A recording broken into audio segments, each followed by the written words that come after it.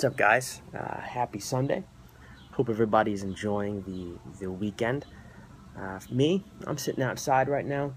I was watching the Yankee game, but they're losing 2-0. I can't stand to see them go another game and score no runs, and it just made me angry. So I came outside.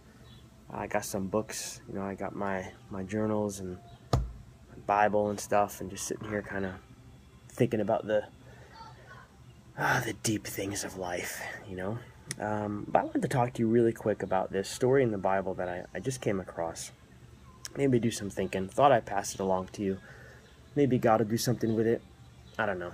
But there's a story in the Bible about a woman who came to see Jesus while he was over at somebody's house.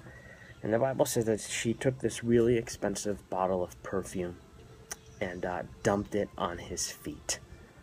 Seems bizarre to us, but the disciples, they freaked out because they're like, this is so expensive, we could sell it, we could make money with it, we could give it away to the poor, and we could do all this stuff.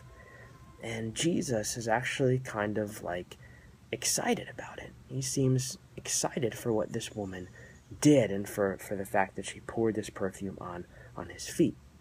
Now, what you need to know, what we need to remember, is that in that day and age, pouring perfume on a body was symbolic of preparing that body for burial. So what this woman was doing was actually prophetic, because Jesus wasn't dead yet, but he was going to die.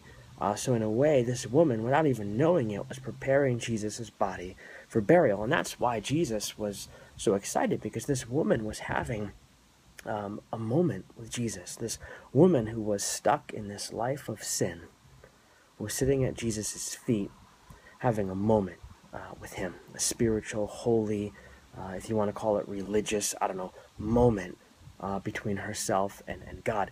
But the disciples were so angry because they were so caught up in what they perceived that she was doing wrong. And that really made me think, because the disciples were followers of Jesus.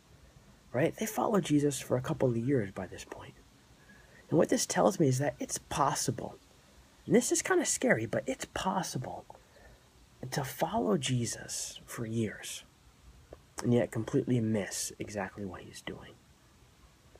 Right? Because Jesus was excited that this woman was coming to him, but the disciples wanted to push her away because all they could do was focus on what they thought she was doing wrong. So Jesus is trying to bring her in. The disciples are thinking about pushing her away. And I wonder how many of us are in the same boat as the disciples today. How many churches, how many Christians have been following God for such a long time, but maybe we're just completely missing what he's doing?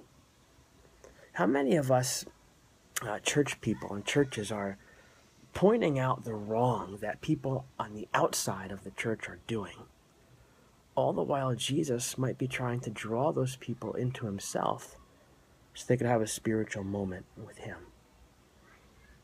I guess my challenge for myself, for you, is don't get so caught up in what you think that everybody around you is doing wrong, but remember that Jesus is trying to point out the right that people are doing.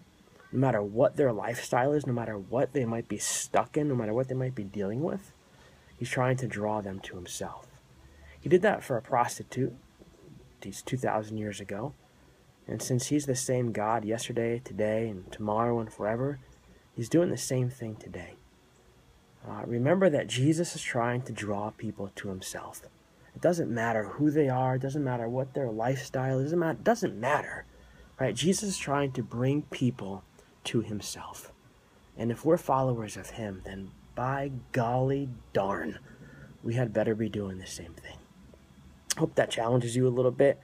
Hope it encourages you a little bit too. That God is working in your world. He's working through you. He brings you into contact with people every single day, that he's trying to draw closer to him. So remember that as you go about the rest of your weekend, as you enter into Monday morning tomorrow. And if you have some time, drop by morningencouragement.com, check it out, and have a good day. See you later.